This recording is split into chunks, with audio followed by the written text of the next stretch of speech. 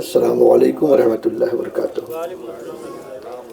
نحمدہ ونصلی علی رسولہ الکریم، اما بعد، فاعوذ باللہ من الشیطان الرجیم، بسم اللہ الرحمن الرحیم۔ قل جاء الحق وزهق الباطل ان الباطل کان زہوقا۔ صدق اللہ المولانا العظیم۔ آپ حضرات اپنے ماتھے کی نگاہوں سے دیکھ رہے ہیں کہ وہ شخصیت جو محتاج تعارف نہیں ہے آپ کے سامنے جلوہ بار ہے۔ میری مراد پیس پارٹی کے کل ہند قومی صدر عالی جناب لائق صد احترام ڈاکٹر محمد ایوب سرجن آپ کے سامنے، آپ کے گاؤں میں آپ کے سامنے موجود ہیں، اور ان کے ساتھ ہی ساتھ کسان پارٹی کے راشٹریہ ادھیکش عالی جناب بی ایل ورما صاحب وہ بھی تشریف رکھتے ہیں، اور ساتھ ہی ساتھ ایکلب پارٹی کے راشٹریہ ادھیکش عالی جناب اروند بنت جی وہ بھی یہاں تشریف رکھے ہوئے ہیں۔ یہ بڑے خوش نصیبی کی بات ہے کہ آپ کے گاؤں میں آپ کے سامنے ہمارا قائد، ہمارا رہبر آپ کے بیچ میں آیا۔ یہ بڑے نصیبے کی بات ہے۔ جس قائد سے ملنے کے لیے مہینے لگ جاتے ہیں لوگوں کو لائن میں کھڑے ہوئے، آج وہ آپ کے بیچ میں موجود ہے۔ اس قائد کی قدر کرو، اور وہ قائد صرف اس لیے آیا ہے، اس کے سینے میں قوم و ملت کا درد ہے، قوم و ملت کی فکر ہے۔ اس فکر کے لیے آپ کے بیچ میں ہمارا قائد آیا ہوا ہے۔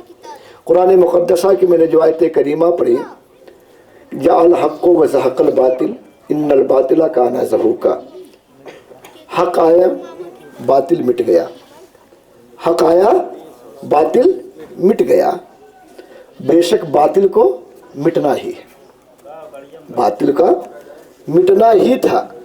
تو پیس پارٹی یقیناً ایک سچی پارٹی ہے جو سچائی پر مبنی ہے، جس کا مشن ہے احکام الہی نظام مصطفیٰ علیہ السلام، اور یہ پارٹی ہر کلمہ گو کے لیے ضروری ہے کہ احکام الہی نظام مصطفیٰ علیہ السلام ہی پر عمل کرے۔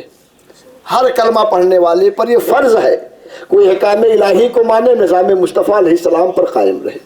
اس کے علاوہ اگر وہ کر رہا ہے تو وہ کلمہ گو نہیں ہو سکتا ہے، وہ حقیقت میں مسلمان نہیں ہو سکتا ہے۔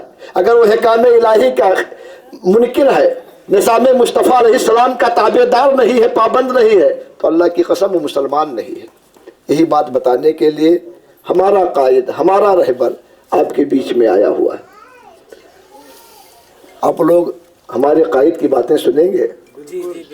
ابھی تو الیکشن کا زمانہ نہیں ہے، ابھی تو ووٹ مانگنے ہم نہیں آئے ہیں، نہ الیکشن کا دور ہے، اس لیے نہیں آئے ہیں۔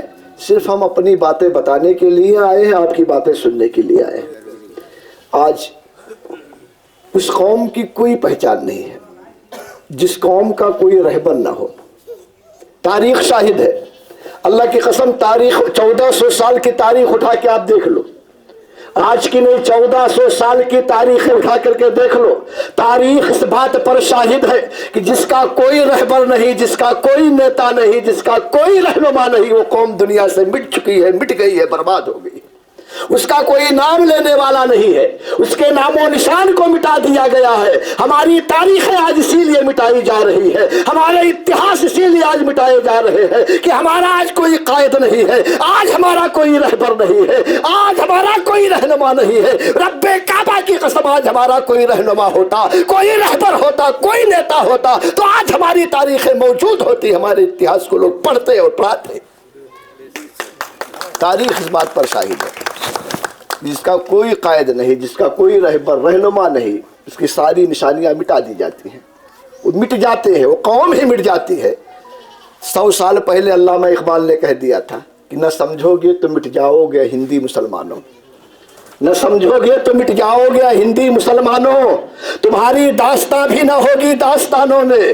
ارے اور قوموں کی داستانیں سنائی جاتی ہے، لوگ سناتے ہیں، پڑھتے ہیں، پڑھواتے ہیں، لیکن اللہ کی قسم اگر آج ہم نہ سمجھے تو اب سمجھانے والا کوئی دوسرا ڈاکٹر محمد ایوب نہیں آئے گا۔ یہ کرم ہے ڈاکٹر محمد ایوب کا، ان کا احسان ہے کہ گاؤں گاؤں جا کر کے احکام الہی نظام مصطفیٰ کا درس دے رہے ہیں، آپ کو بتا رہے ہیں، آپ کو خواب غفلت سے بیدار کر رہے ہیں، آپ کو خواب غفلت سے جگا رہے ہیں۔ یہ کرم ہے ہمارے رہبر کا، ایک کرم ہے ہمارے نیتا ڈاکٹر محمد ایوب کا۔ ہوش میں آ جاؤ میرے بھائیوں، اللہ کی قسم ہوش میں آ جاؤ، حقانیت کو پہچان لو اور باطل کو پہچان لو، حق اور باطل کی تمیز کرنا سیکھ جاؤ۔ یہی ہمارا نیتا آپ سے بتانے کے لیے آیا ہے۔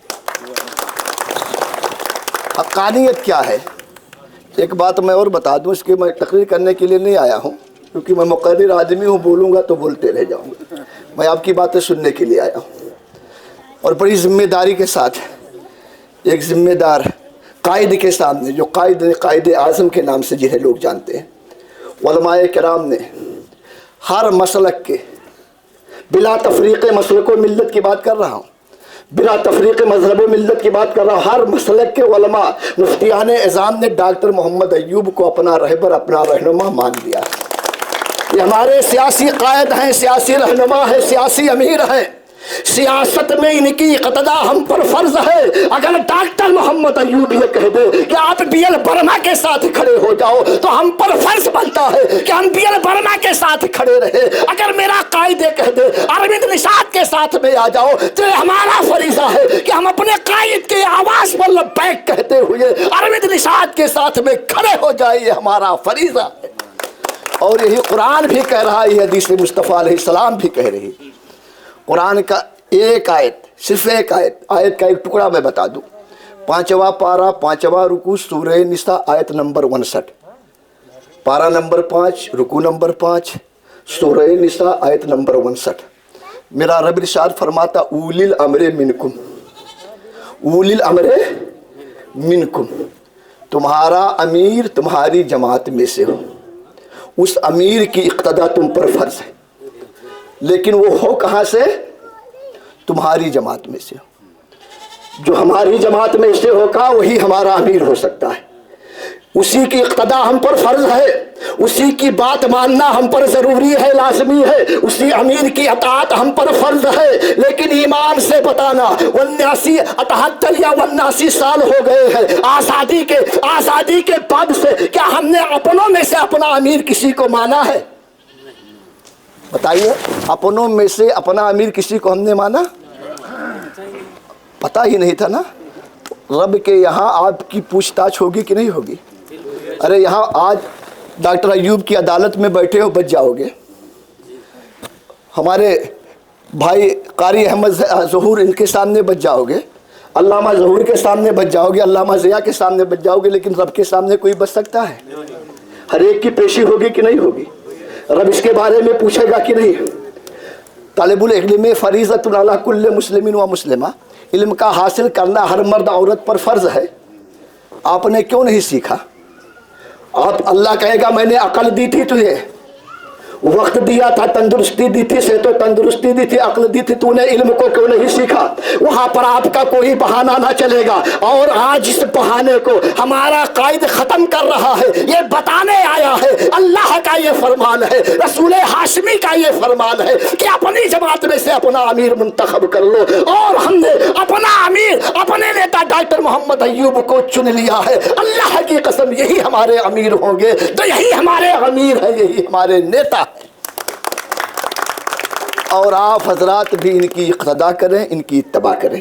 کرو گے اللہ اس کے رسول کا واسطہ کرو گے تو بلند آواز سے ہاتھ اٹھا کے بول دو، کرو گے وعدہ ہے؟ ٹھیک، اسی باتوں کے ساتھ میں اپنی باتیں ختم کر رہا ہوں۔ السلام علیکم ورحمۃ اللہ۔